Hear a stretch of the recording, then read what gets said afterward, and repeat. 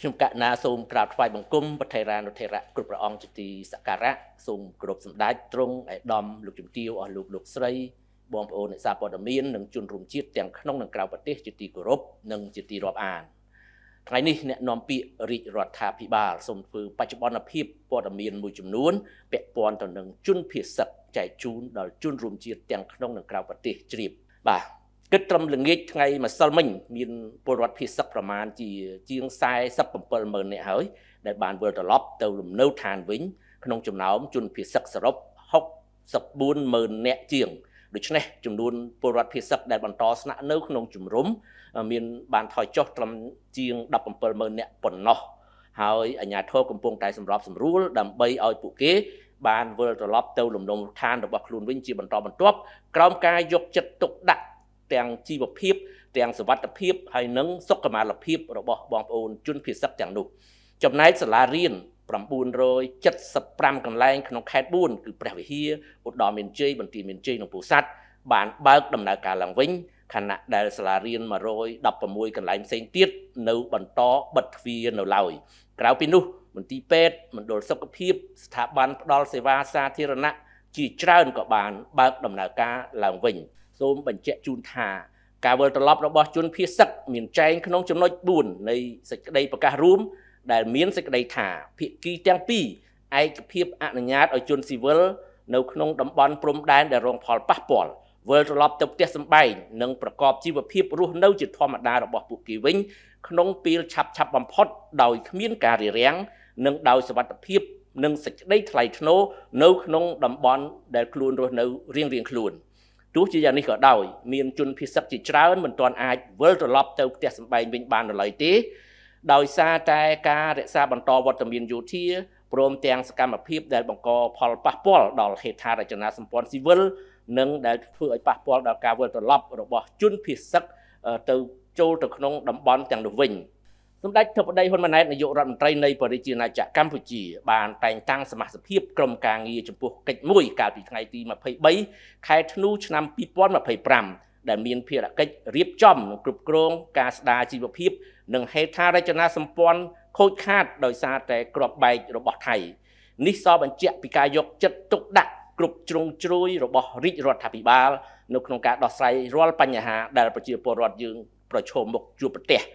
បច្ចុប្បន្នក្រុមការងារចំពោះកិច្ចកំពុងតែចុះពិនិត្យមើលស្ថានភាពជាក់ស្ដែងនៅតាមបណ្ដាខេត្តជាប់ព្រំដែនដែលរងផលប៉ះពាល់ដើម្បីវិតម្លៃអំពីការខូចខាតហេដ្ឋារចនាសម្ព័ន្ធស៊ីវិលក៏ដូចជាផលប៉ះពាល់ទៅលើជីវភាពប្រជាពលរដ្ឋដើម្បី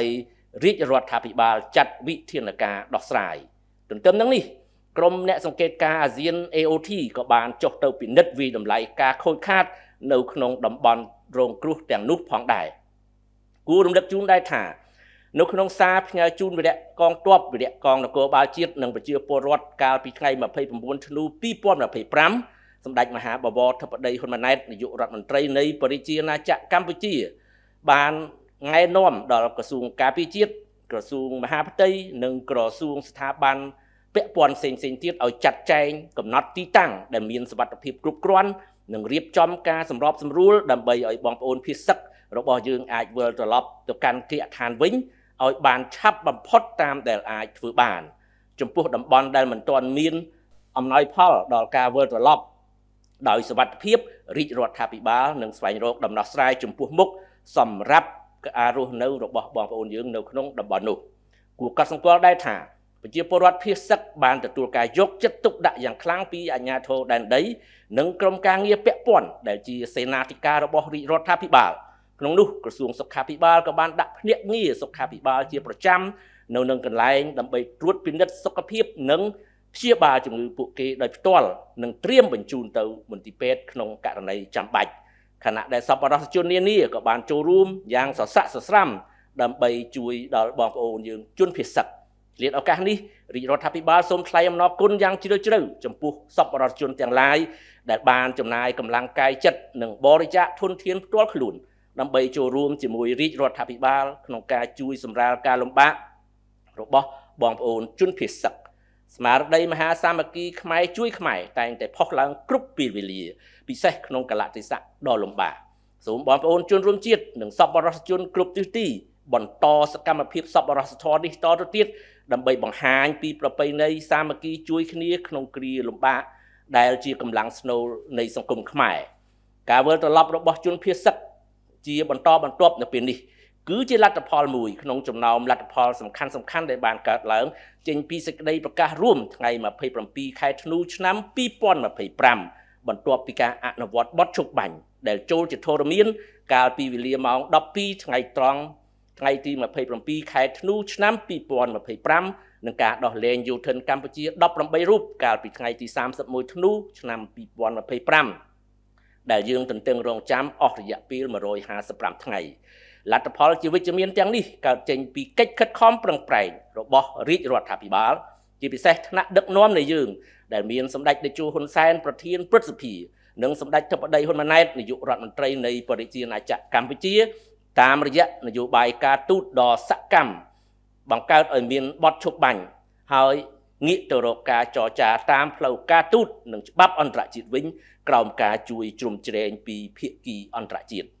អ្នកនាំពាក្យរាជរដ្ឋាភិបាលកម្ពុជាសូមបញ្ជាក់ជូនសារជាថ្មីថាក្នុងនាមជាប្រទេសដែលស្រឡាញ់សន្តិភាពកម្ពុជាគោរពនិងអនុវត្តយ៉ាងម៉ឺងម៉ាត់និងស្មោះត្រង់បំផុតនៅបទឈប់បាញ់ក៏ដូចជាស្មារតីនៃសេចក្តីប្រកាសរួមថ្ងៃ27ខែធ្នូឆ្នាំ2025រួមទាំងកិច្ចព្រមព្រៀងដែលបានធ្វើកាលពីពេលកន្លងមកកម្ពុជាប្រកាន់ជំហរម៉ឺងម៉ាត់ក្នុងការការពារខ្សែព្រំដែនអន្តរជាតិកម្ពុជាថៃដែលបន្សល់ទុកដោយគណៈកម្មការព្រំដែនឥណ្ឌូចិនសៀមដោយគោរពគោលការណ៍ច្បាប់អន្តរជាតិគោលការណ៍ខ្សែព្រំដែនមិនកែប្រែគោរពអនុសញ្ញាសន្ធិសញ្ញាបារាំងសៀមផែនទីនិងកំណត់ហេតុបោះបង្គោលព្រំដែនរបស់គណៈកម្មការបោះបង្គោលព្រំដែនឥណ្ឌូចិនសៀមព្រមទាំងកិច្ចព្រមព្រៀងនិងឯកសារពាក់ព័ន្ធនានាដែលភាគីទាំងពីរបានឯកភាពគ្នានាពេលកន្លងមកកម្ពុជាមិនទទួលស្គាល់នូវការកែប្រែខ្សែព្រំដែនណាមួយដែលកើតចេញពីការប្រើប្រាស់កម្លាំងនោះឡើយសម្ដេច Excellency ladies and gentlemen good morning the spokesperson for the royal government of Cambodia would like to re-emphasize that Cambodia as a peace-loving country is always committed to respecting and implementing with good faith the ceasefire and to resolving the border issue by peaceful means in accordance with international law and the spirit of the joint statement dated December 27, 2025, as well as the spirit of the previous agreements. Cambodia maintained a firm position in safeguarding the Cambodia-Thailand international boundary as inherited from the Commission of Delimitation of the boundary between Indochina and Siam in full respect of the international law principle, the principle of intangibility of frontier, duty possibilities juris. The Franco-Siamese Convention and Treaty, the map and the procès-verbal of the Commission of the Abandonment of Boundary between Indochina and Siam, as well as the all relevant agreement and documents mutually agreed upon by both parties. Cambodia will not recognize any alteration of the boundary line resulting from the use of force. Thank you for your attention. បាទកម្មវិធីយើងដល់ពីបញ្ចប់តែប៉ុណ្ណេះខ្ញុំបាទសូមគោរពលាសូមអរគុណ